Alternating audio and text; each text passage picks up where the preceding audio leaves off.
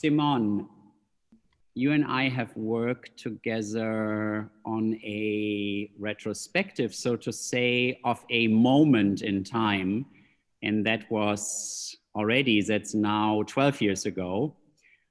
And I'm saying this because I think that moment in time that you and Jenny and I worked on is one of the groundbreaking moments, one of the paradigm shifts in contemporary art.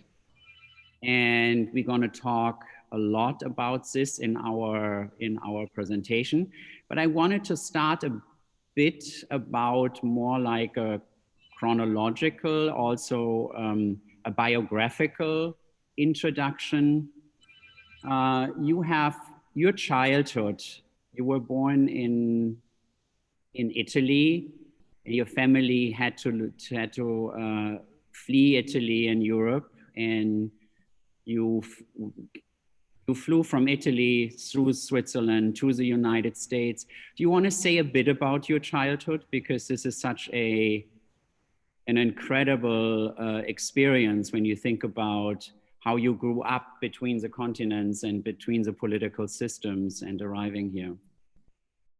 Yes. Well, we were a Jewish family living in Florence, and I think very aware of the political developments. And it was clear at one point. I think what happened was it was in the newspaper that no more passports were being issued to Jews. And so I think that was the moment when we knew it was time to leave. And we drove into Switzerland, and it was December. It was near the Christmas holidays. And so many cars were crossing the border into Switzerland to go skiing. And we put skis on top of the car and just packed up what we could put in the car and went to Bern. And one thing I remember about Bern was the snow. We got there was this beautiful snow. And in Florence, it snows a little bit once in a while, but it's not like Bern. And my mother got sick, and so we had to stay for 6 months in Bern. And every day, our nurse who had come with us, because mother was pregnant and was going to have the baby and 2 daughters already to take care of, so we brought a nurse with us. And every day, the nurse brought me and my sister to look at the bears in the bear pit. And somehow the bears of Bern have stayed with me. They've been very key at different times in my work.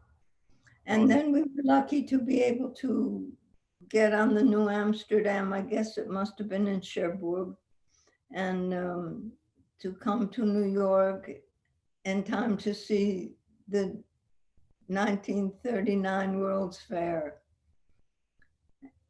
And then we drove to Los Angeles. Yeah, thank you so much for sharing this with us. And then, so you basically arrived in Los Angeles at the end of the 1930s. So you are a true Angelino. You have lived everywhere in the world. When did you know that you are an artist, Simone? When did you know that you are a creative mind and that you will work as an artist? When did you first have that idea? Well, my parents, for one thing, were friends with the Kiriko, and so we knew artists, and in Los Angeles we knew some artists, and at dinner they would come to dinner on Sunday sometimes, and one was a woman who I don't think was very well known, but I liked her brown sweater and her turquoise beads and coral, and I would look at her and how she wore her hair, and I knew that I wanted to be like her. I wanted to be an artist and to dress like she did. Oh, that's wonderful. That's wonderful. So So it's also beautiful to hear that your parents were around artists and had artist friends, because for me it's always so interesting. Is there art education? Is it in school? Is it going to the museums? Or is it being friends with artists that inspires artists to become artists, which is such a important moment. I want to perhaps go to our presentation, because you were kind enough to share something that you had an idea. If we go to the presentation, yeah. Simone, you were so kind to share something with us that is a teenage thought of yours or a teenage concept of yours. You want to talk a bit about this? Yes, well, this was from when I was in high school. And I don't think I thought of it as art. It just was something that made me feel better and that I thought was beautiful. And I kept it. I had it for, I don't know how long, a couple of months, I guess, on the table next to my bed. And I like that as time goes by, more and more of the matter in the bulb becomes matter in the green sprout part until it has shifted its weight and falls off. And now that it's become a piece over time, it's called Onion Walk. Yeah, it's such an important early work, because already the border between an organic object and a sculptural object is blurred, between moving and growing, however slow. And of course, also in your work, you treat objects, subjects and objects. You are in relation, you as a human are in relation to a tree or to an animal or to a plant in a very equal balance of powers and relationships. That's something that I feel is something that you later in your career allow the audience to be empowered. So I think it's such a beautiful piece you're sharing with us. So perhaps we go to the next couple of slides, and here we have the stage in nature. We go to the next. And the next, and the next. Just this is more like a photo essay. The next, please. And the next. Do you want to talk a little bit about, we stay here. Do you want to talk a little bit about this? Because we put it together. There are 9 images of Anna Halpern's stage. And perhaps you give us a bit of an insight. You in 1953, you went to Portland, you went to the Reed College there in Portland, but then in 1955, you and Robert Morris, you went to San Francisco, and despite the fact that you thought you would be a painter, there was Anna Halpern, and perhaps you want to say a bit about how you as an aspiring young painter in San Francisco were inspired to change the art world. Well, I wasn't inspired to change the art world, but yes, we were in San Francisco, and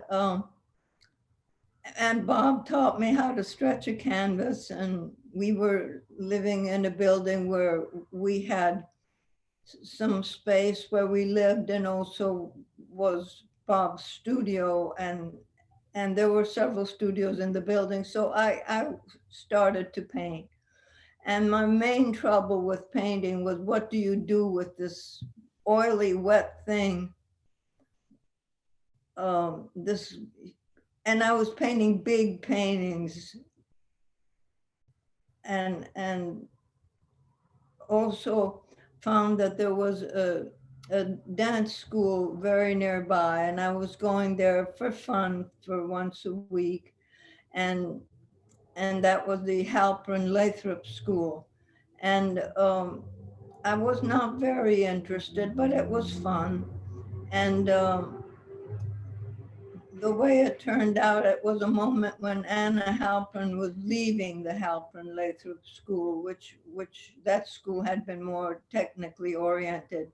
And Anna was starting to teach in her studio and to teach improvisation. Now, what we're looking at is a dance that is choreographed and that we arrived at through improvisation. She was also teaching improvisation as a performance form. And that's more what I came away with. I got very involved with the improvisation and always based on some kind of research, on some point of reference. Yeah. If we go back to the slide where the branch is at your foot, let's go to the next. Yes.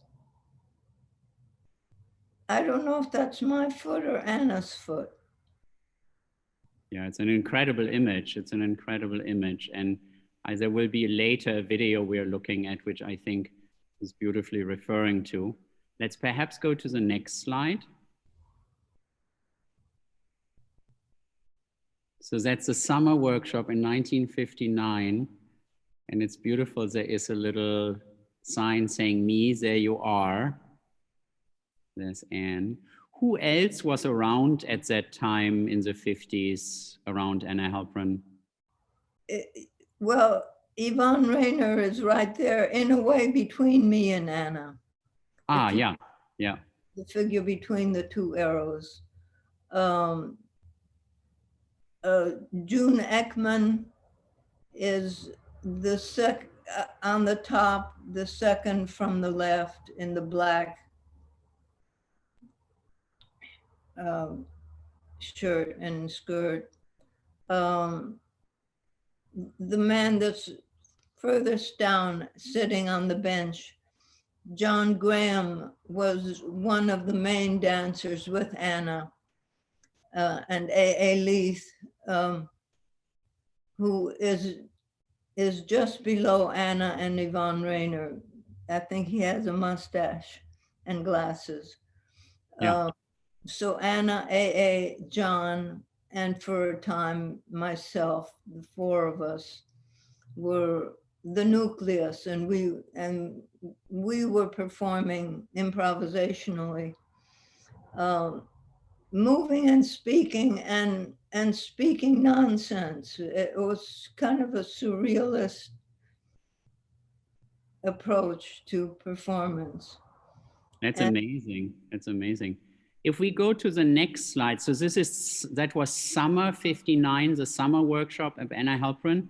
And here we have the holiday program varieties at the Reuben Gallery in New York City. So you moved from California to New York City with Robert. And this is an announcement. There is Klaus Oldenburg, there's Jim Dine, and there's you. And I was first I thought I got my drawing there of the legs. Yeah, I thought like, oh, you have the wrong name. It says Simone Morris, but of course, then I realized I was just a little slow. So it was you, Klaus Oldenburg, and Jim Dine in the end of 1960. And if we go to the next slide, Dance Constructions 1960, 1961. If we go to the next slide, this is actually a label, a caption, a credit information that we received yesterday from MoMA, because MoMA bought your groundbreaking work from that time. And it's now there to be preserved and collected and to be reperformed and taken care of for times to come.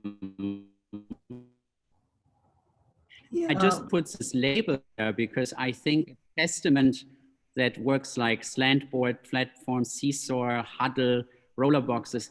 If we go one slide further, here's a drawing that you made later about how you then in May of 1961 performed at Yoko Ono's loft. You performed these pieces at Yoko Ono's loft. And if we go one slide further, this is how in Austria, this was reconstructed a couple of years ago. And I'm just saying this because for me, this is such a groundbreaking moment in contemporary art because it questions the question of subject and object. It questions the boundaries of sculpture and movement. And for me, when I see a sculpture, I always encourage everybody to walk around the sculpture. When I see a piece of performance art, I encourage everybody to go around the performer.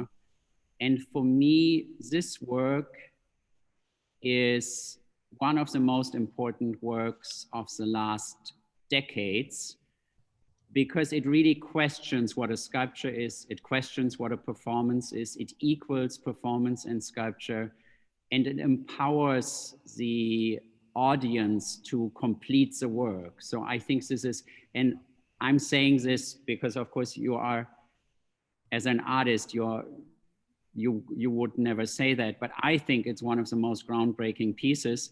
And this is a reconstruction of how you had originally conceived the objects, right?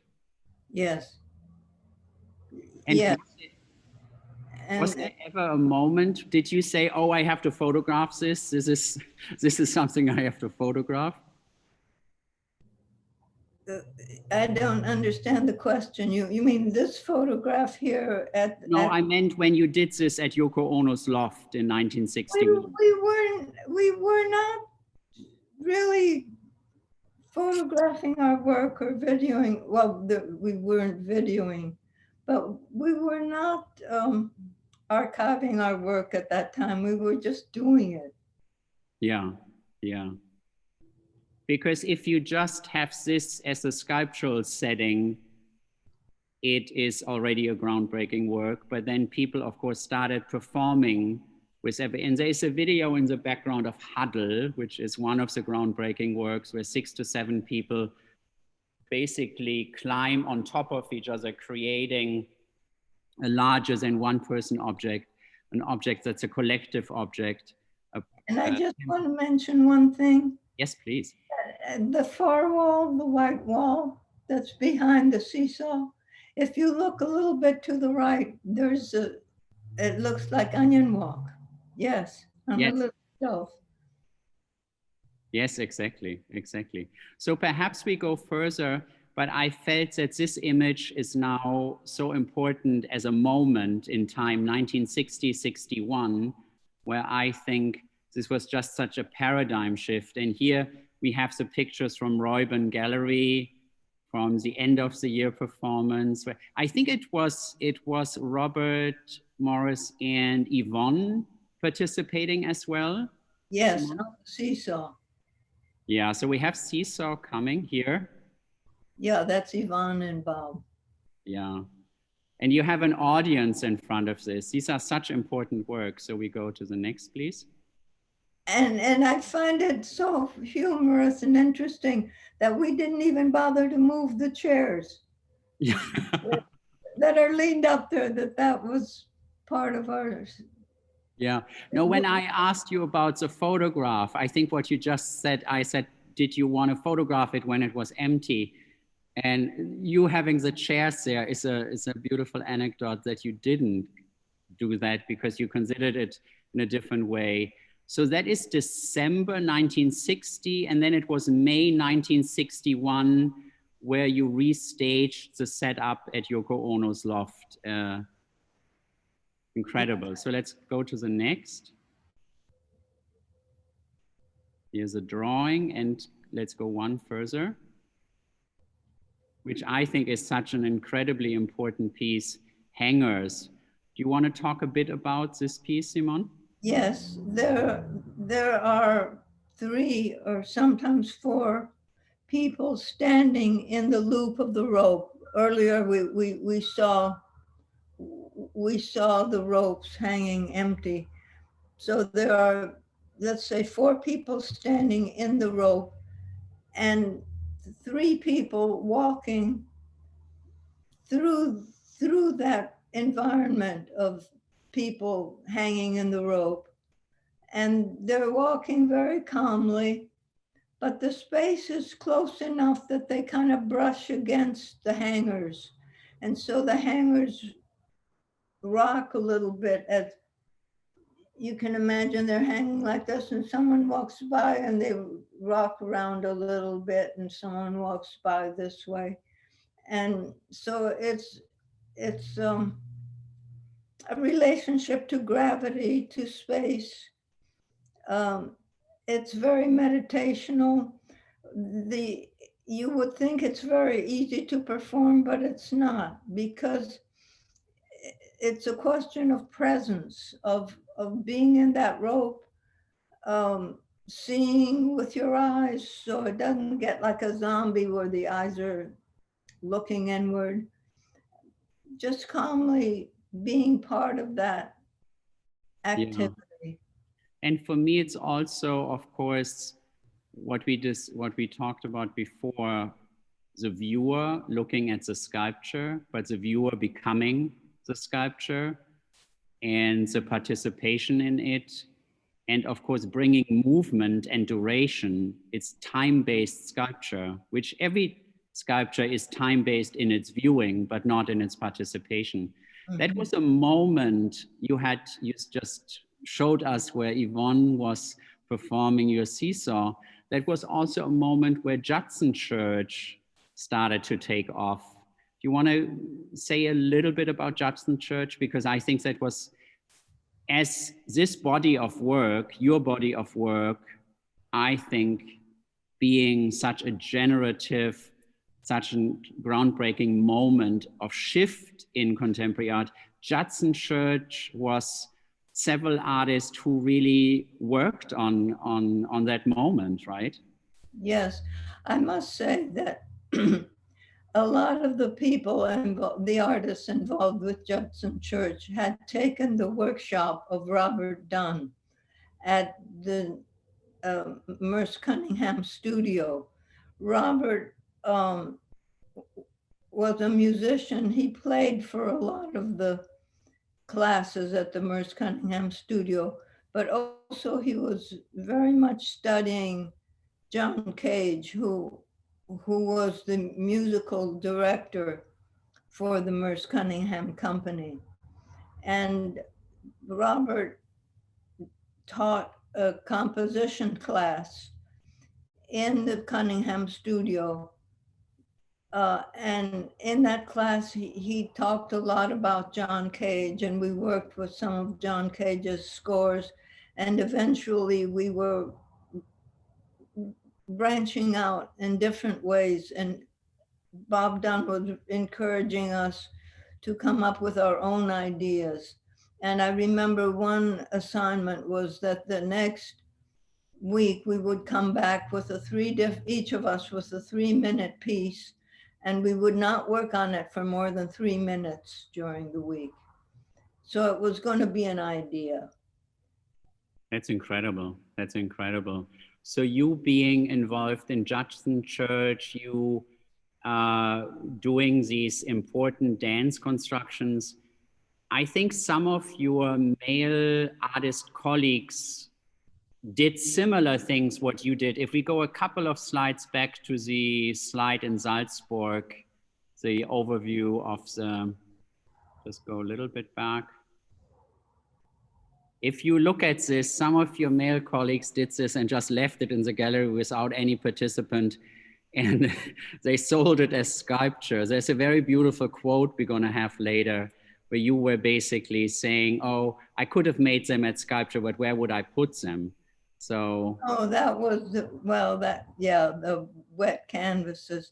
I must say that I had sketched these ideas when I was invited by Lamont Young to do something in Yoko Ono's loft. And I sketched all these ideas, but then I told Bob, who I was married to, that I didn't know how I would make them. And he said that he would make them for me, which he did. Yeah, I think this is you influenced a lot of artists, not only your own your own environment very close to you, but I think these are very influential. Let's go further beyond this body of work because we're going to refer to it later again. This is something, I think this is in the Getty collection, and I looked for that. I think this is such a beautiful work. Do you want to say a bit about it? I read the title, Red Hat in Yellow and Red Landscape from 1966. So I guess Red Hat is that bit of pink way over to the right. Red Hat. I was going through a difficult personal period, and so I made a lot of watercolors of this character, Red Hat, which I identified with. Do we have another watercolor, or is this the only one? This is the only one from that time, Simone. Okay. Simone. I also, well, okay. I also, it was a moment when I had just had 2 miscarriages right in a row in 1 year. And then a breakup of a marriage, of my second marriage. So this was an expression of dealing with very personal things. And a lot of the other watercolors show more, you can see more representational, but not very representational, but you can make out babies, a lot of babies. Mm-hmm. Thank you for sharing this. Thank you. Perhaps we go to the next, which is a year later. And I also want to, 1966, that was 9 Evenings, Robert Rauschenberg, where you participated. Was that something important for you, or was that just something that just happened parallel in a way? 9 Evenings, Theater and Engineering. Yeah. I have my own work in that, but I was the secretary of the project, and I interviewed all the engineers and all the artists and Billy Kluver, and this is separate. The Facetunes is separate from that, but it might in a way fit in with the 9 Evenings, because I wanted to find a way to use the basic outline of profile as a form that we're very familiar with, and the variations from one face to the other. So I talked to Jim Tenney, the composer who was working with a lot of electronic equipment, and asked him how we could do that. And he said, well, it would be very, very complicated. So I went to Canal Street and bought a little motor and some rollers and built a little machine that would roll the scroll by and a slide whistle. So as the scroll goes by, you trace it with a slide whistle, and it goes, ooh.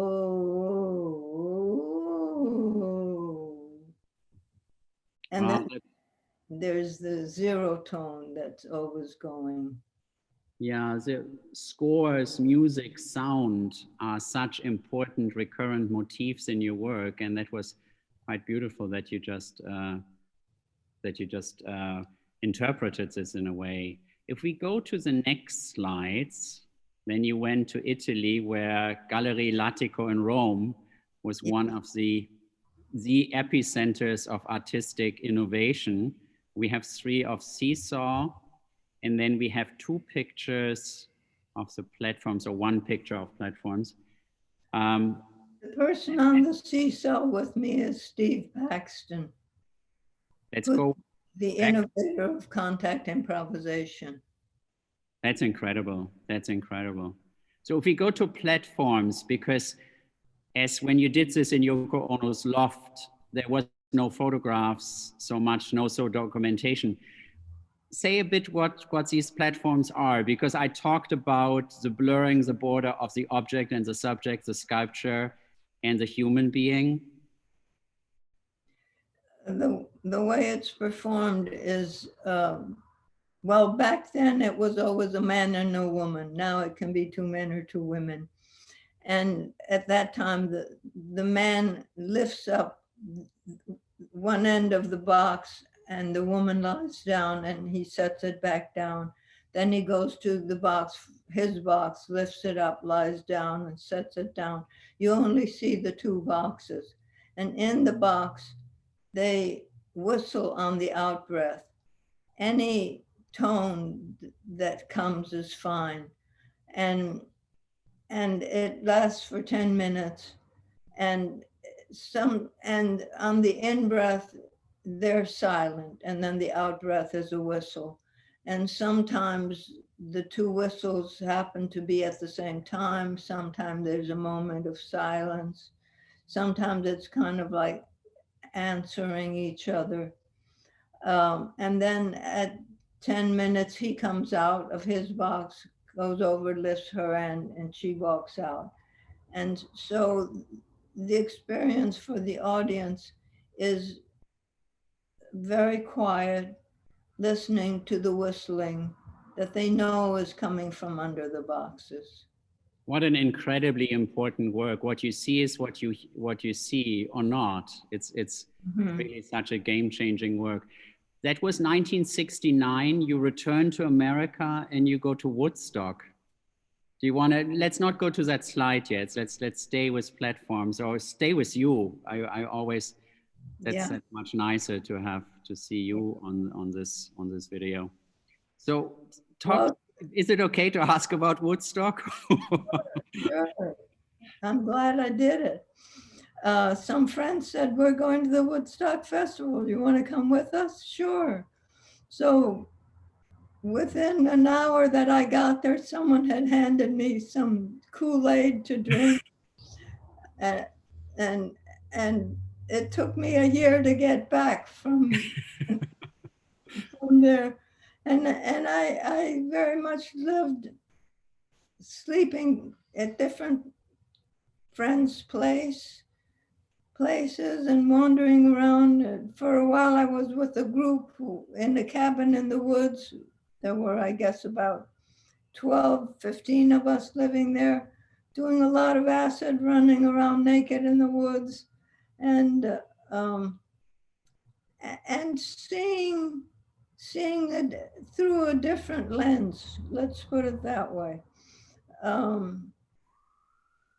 For instance, I was interested in there was a wall made of stones that was getting a little bit loose, and I was interested in the early morning. I would go to that, stand on that wall and do a movement very fast that I could only do it very fast, and to feel the stone wall start to crumble. And then one day it went down and I wrote it down. And what an incredible experience. What an incredible experience. I read in an interview that you said like, oh, I used to call my mom in California. I said, oh, I'm in nature. I'm in the countryside, which you were. Yeah. And in 1970, you went back to California. And I selected a drawing that we perhaps have a look at now, because I felt it's a kind of a nice transition from Woodstock into the real world.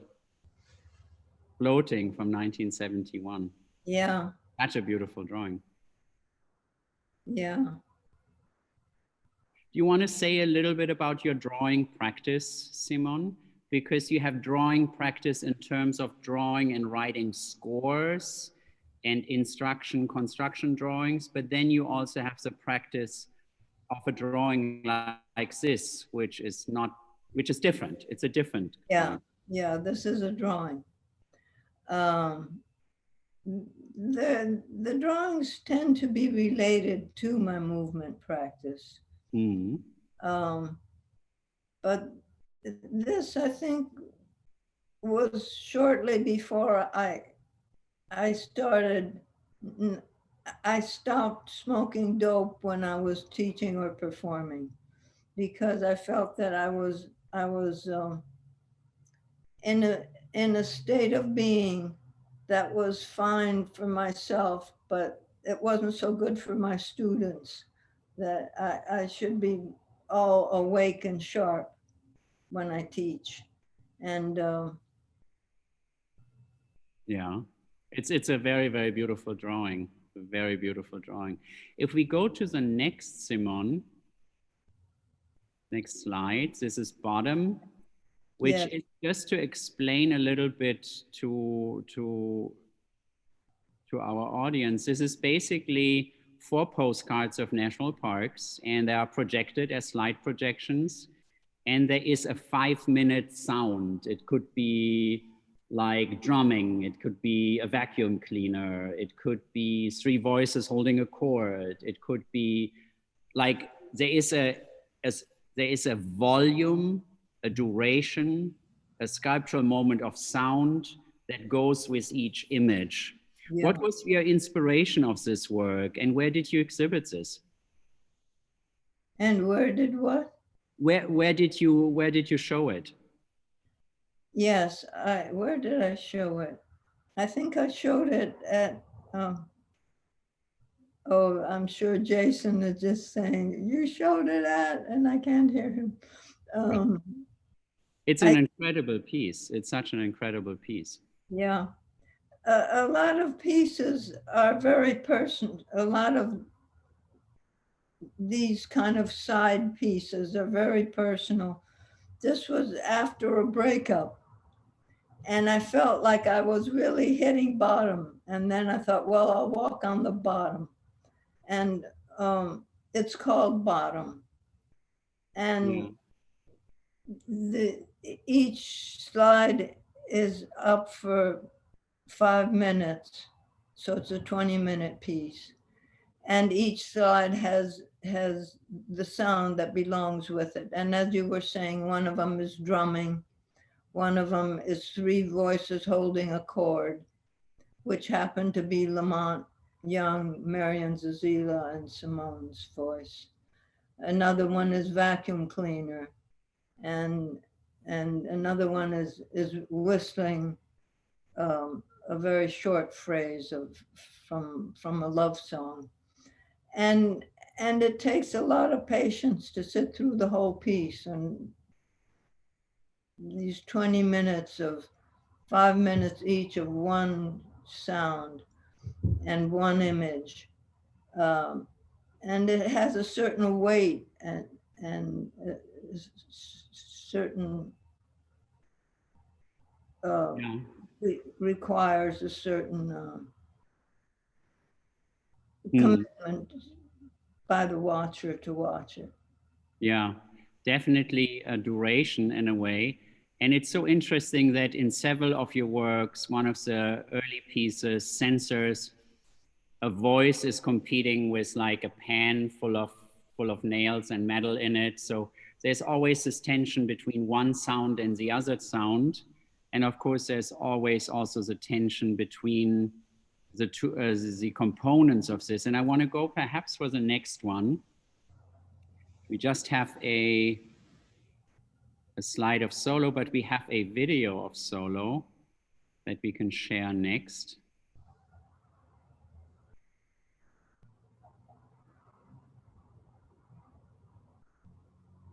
Which for me is a very, very important piece, Simone, because at the time in the early 70s, artists like you, or I could just mention one other artist that I think you and he have a great dialogue in a way. You and Bruce Nauman, in a way, have this durational pieces, like you have to go through the violin classes, suffer like we had just in Bottoms for a while.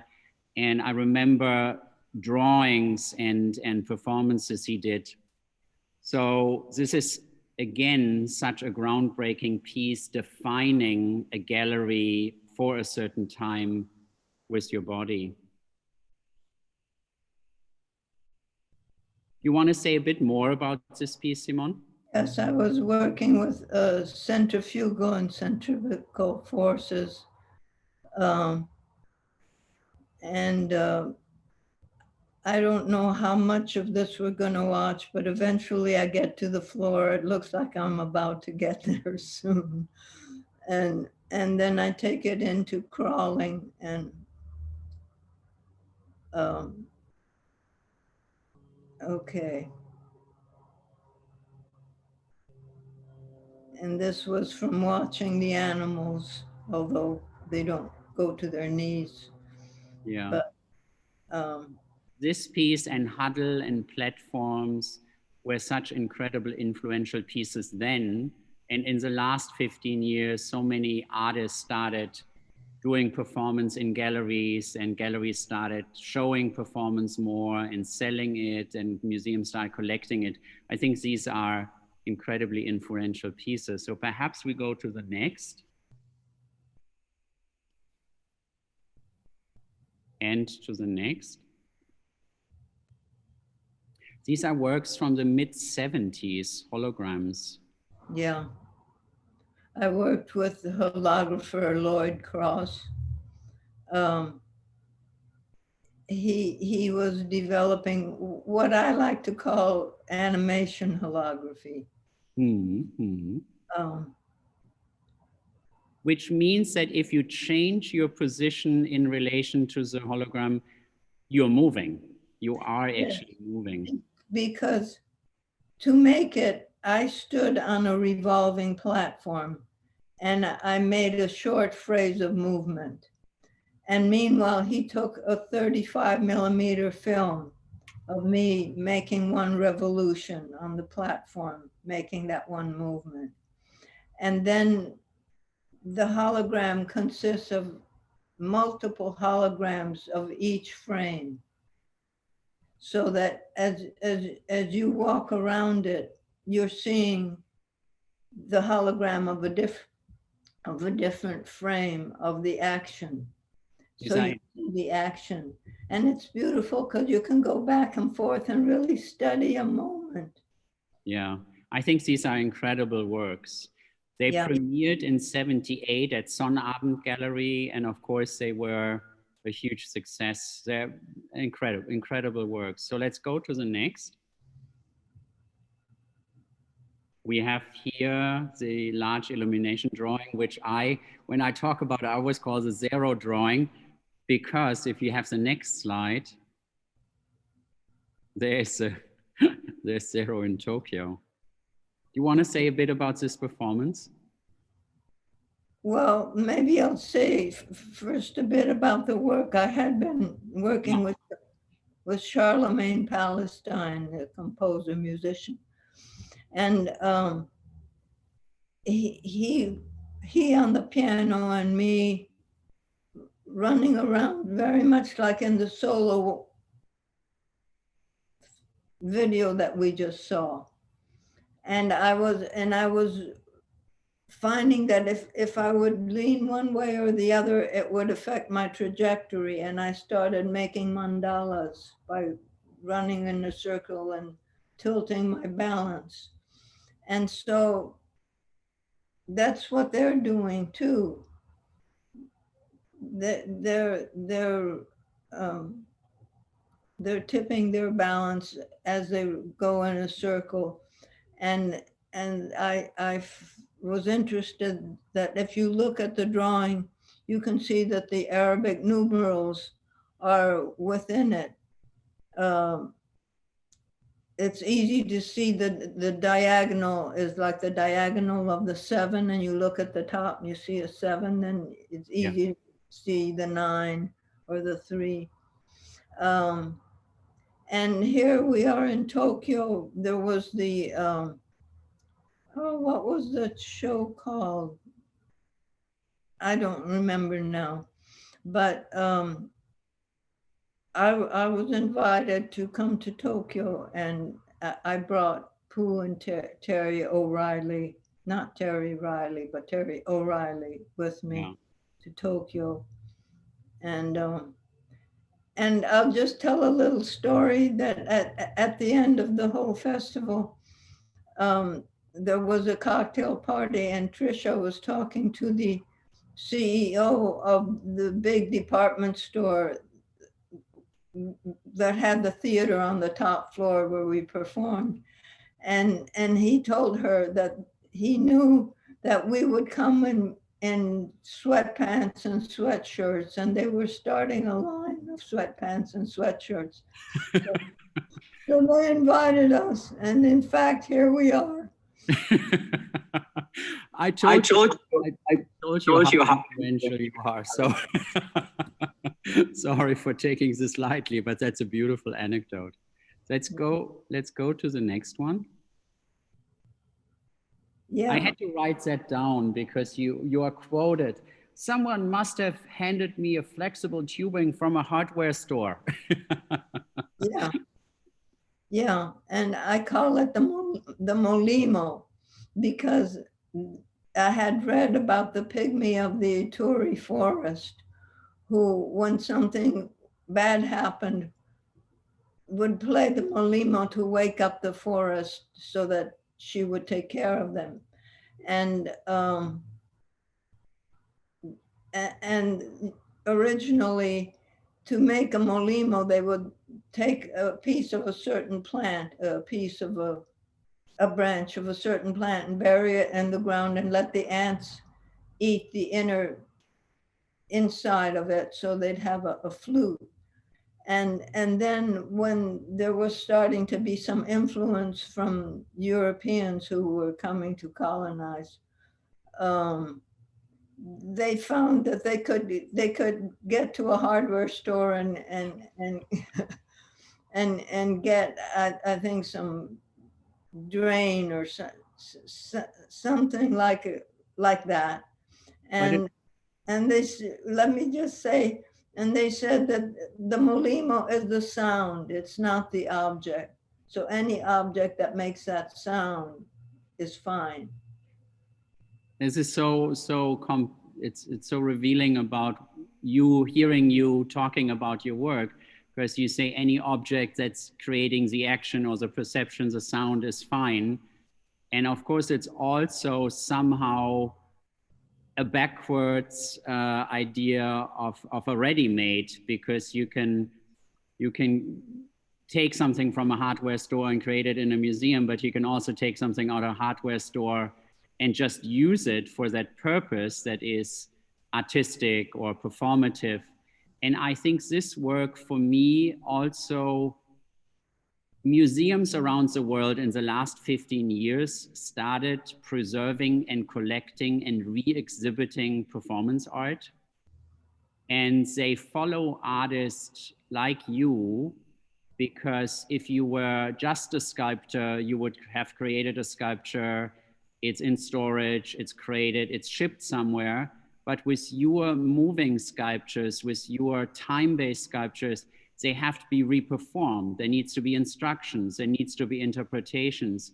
And what you and I are talking here about is also you doing this, for example, 30 years later again, is basically what then museums at some point started to learn from the artist and reperform. They just need a lot of information. How is it performed the right way? How loud is loud? How long is long? And we have later a piece of yours where you reperform this. I think it's from 2012. So it's really like 36 years later, 38 years later, which is amazing. 36 years later, which is amazing. So perhaps we go to the next, Simone. It's a beautiful piece. Crescent Roll from 76. You want to say a bit about this? It's a strong image. What a beautiful image. Yeah, well, that's a movement. I think of it, in one way I think of it as the moon going across the sky, because I'm rolling. I can lead from my center and roll towards the left, or I can lead from my feet and hands and roll towards the right, but I keep that same shape. It takes a little figuring out how to do that. And this is probably a solo section in a group piece. Yeah. For me, a sculpture always makes me aware of my own body and my own time and my own position of how I am standing or lying, and my own weight, my own height, my own time in the gallery. What an incredible piece. Perhaps we go to the next. One thing I hadn't realized. Shall we go back? Let's go back, Eva. Can we go back? Yeah. Realized that there's a similarity between this and the branch dance on the deck with Anna Halpern. Yeah. Position. Yeah, exactly. And perhaps at some point, you and I can also talk a little bit about muscle memory in dance, and also talk about how you are giving, how one is learning to dance from another person who knows to dance, and how practice is part of this. Because I think the idea of muscle memory, of training, of practice are such important ideas that need to be considered when you do reperform a piece later, somebody else reperforms. So we go perhaps to the next one. Here, this came out of a lot of time spent in the zoo, watching different animals and how different gaits, different ways of walking or moving fast or moving slow. And also, I had noticed that you could transition from being upright to being on all fours, to being more like a reptile with the limbs to the sides, without breaking the rhythm of the step.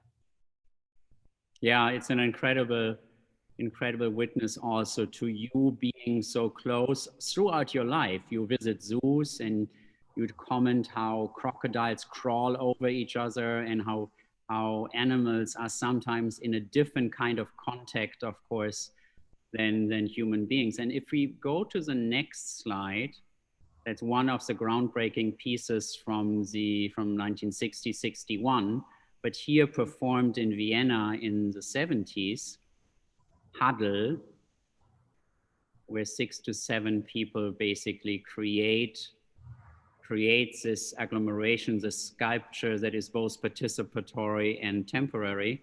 We talk about this a little bit later again. We go to the next slide. Again, one of these very, very important, the slant board that was originally in 61 in your original body of work, here already more than 20 years into its existence. These pieces are reperformed all over the world and have had such an influence for generations of artists to come. Perhaps we go to the next. And to the next. Of this picture, spring 1983 in St. Mark's Church. And we were working with instruments of the musician.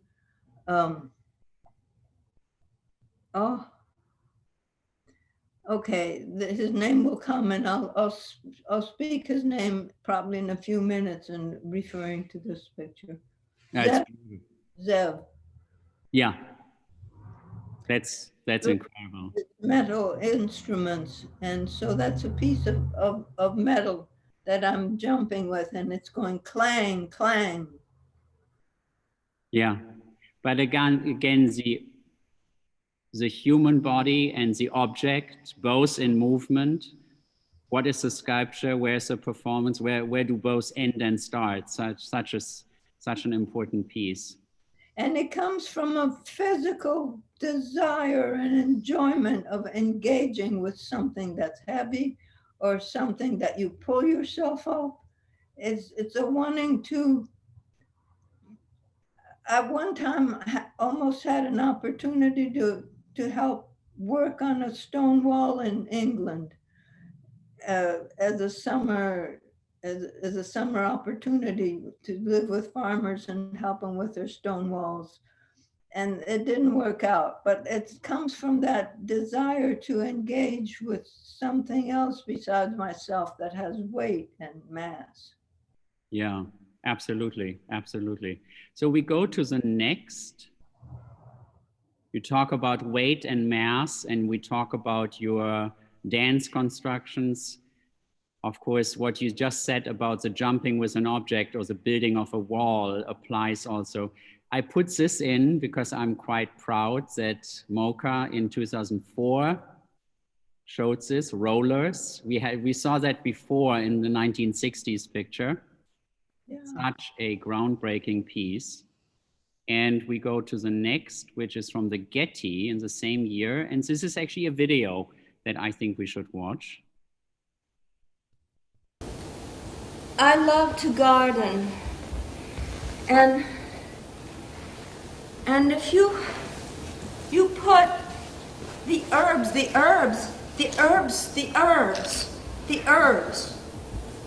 oregano, you plant a little oregano right here, pretty soon, and the mint, that invades, the mint, and the chamomile does it, but the oregano does it the most. The oregano just goes like this. It's like, it sets up the Pax oregano because everything else is gone. And the stars.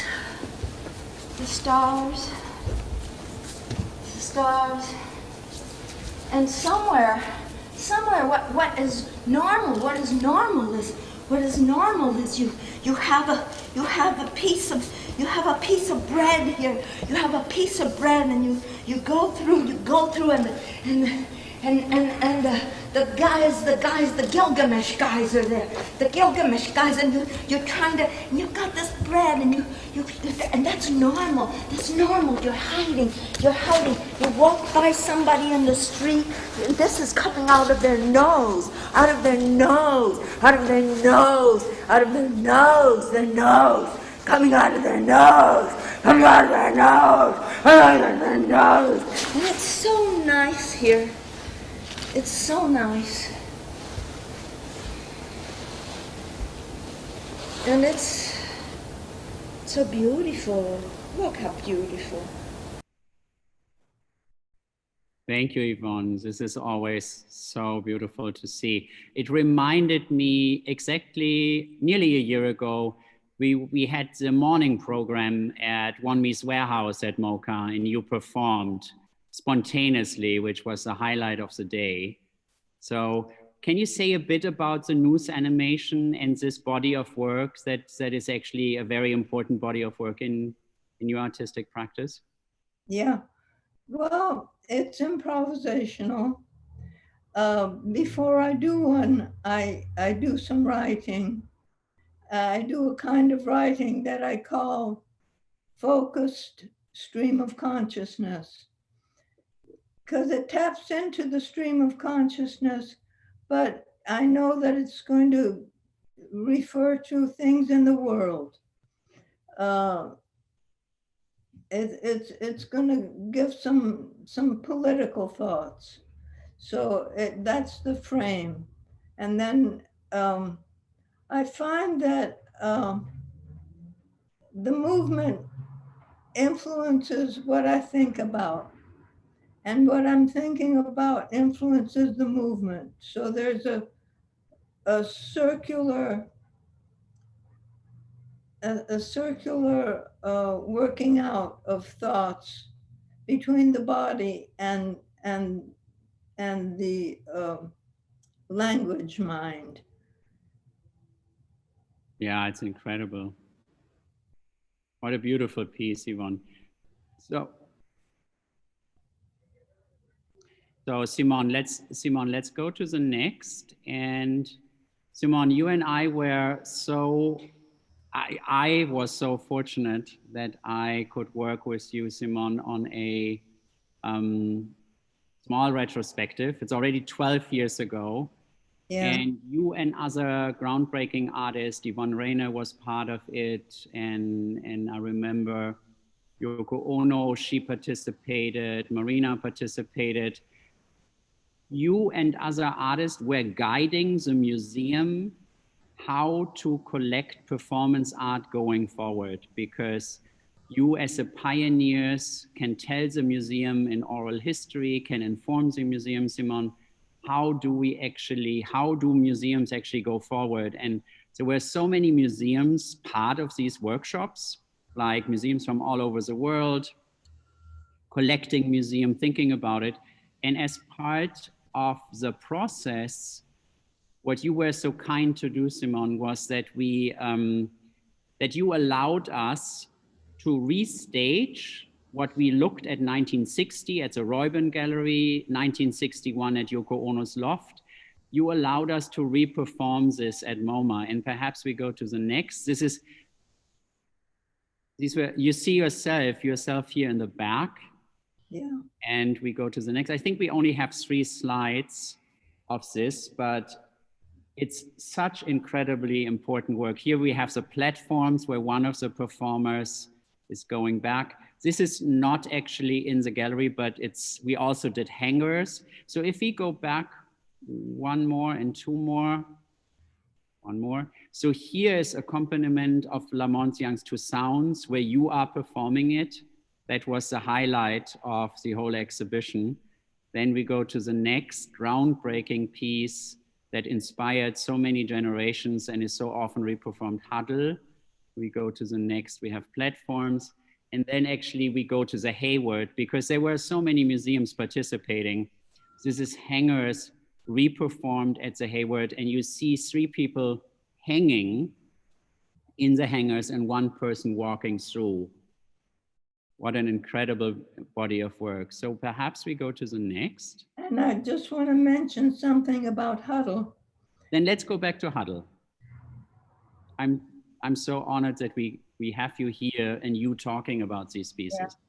Yeah. That all the pieces that are now with MoMA, to perform them, you have to get permission from them. You have to get all the material to help you know how to do it, including videos of me teaching it. But Huddle is different. Huddle is free in the world. And every once in a while, I get a photograph from some dancers, group of dancers somewhere in the world, showing me that they performed the Huddle in the marketplace or wherever. And so Huddle runs around the world on its own. Yeah, Huddle is also such an incredibly important and influential piece that it owns itself nearly in a way, and you are generous enough to let it free, to let it be freely performed. I actually selected a couple of more Huddle images later for the presentation. But Simone, that was so important, you here in the back guiding us, telling us how to do this. So perhaps we go a little bit further to the Molimo. Yeah, because I mentioned that before. We had your picture from the 70s with the Molimo, and here you yourself reperforming your own work, which is, I think you are freeing and you're sharing the work, and what an important statement. So perhaps we go to the next. And again, here we have the Onion Walk, your teenager piece at the Museo Reina Sofia in Spain. And we go to the next. And I would love to show this because also having the onion as an object growing and the blurring of, is this a living object or is this a growing object or is this just an object, just a piece of matter or material? Here you dance with a tree, which I think is such an incredibly moving work. So let's watch it, please.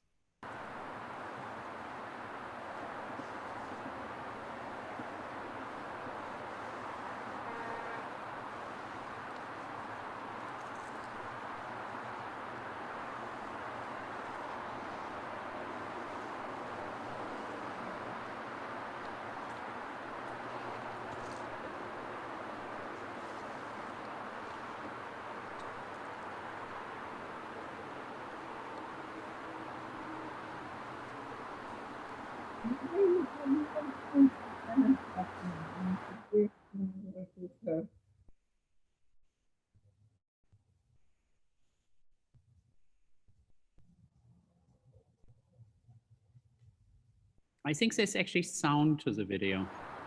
Yeah, great, thank you.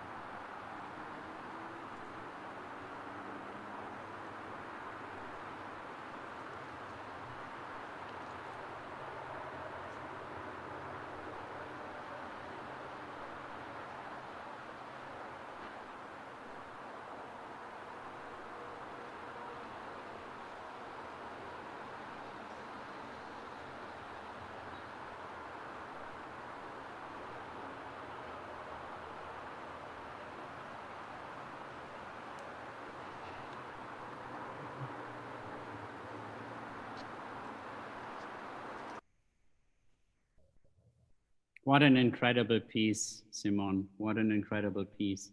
Perhaps we go to look at drawings. We go to the next, please. The Calabasas oak drawings. And have a look at Zumanus.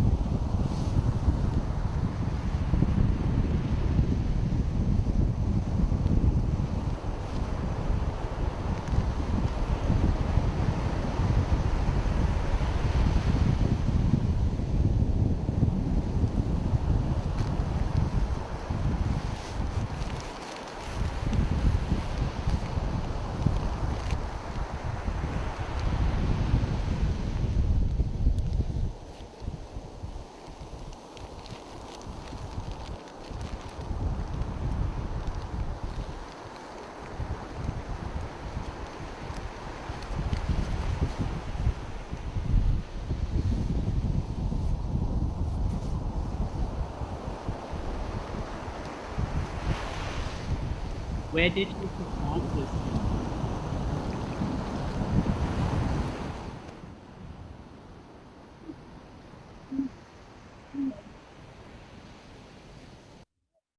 Drive up the coast. And I want to say that none of the newspaper got away into the ocean or in the wind. I hung on to all of it. Yeah, just being mindful of our time frame. This is so incredible. You're sharing this with us. We can go to the next. So we have some time for question and answers. And I put this in because this is such an image of our times. It's so hopeful, and I can't wait for Huddle to be in Gallery A at MOCA, because we looked at it last year and we said like, oh, in the main gallery, in the atrium, of Under the Skylight in Gallery A, there should be Huddle, such an important sculpture, that where it belongs. So here is Huddle out in the streets in rainy Switzerland. But despite the rain, it looks very hopeful. So we have one last video to look in before we can go into more of a conversation. Let's go for the next one. Oh, no, we have, of course, the drawing. Let's go back to the text, please. I want to read it. I do have an idea for a sculpture, but if I make it, what will I do with this? I think this is, you wrote that on a sculpture in 1961.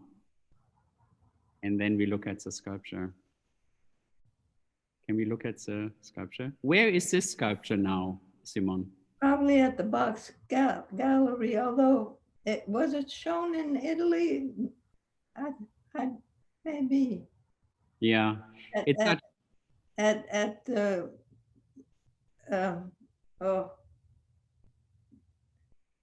is such a, I think it was shown at Fola. It's Fondazione Fola. And it's such an incredible piece because it shows the tension. It's a little bit like one of your drawings, but of course it's also the tension of the different materials and how the metal is pulled together, and then the contrast to the wood and the pedestal. What an incredible drawing that you made basically nearly more than 50 years after you conceptualized it. And I think we should look at one more video and then open up for discussion. Simone, I'm so grateful to look at all this work with you. What a privilege. Thank you. So let's have a look here.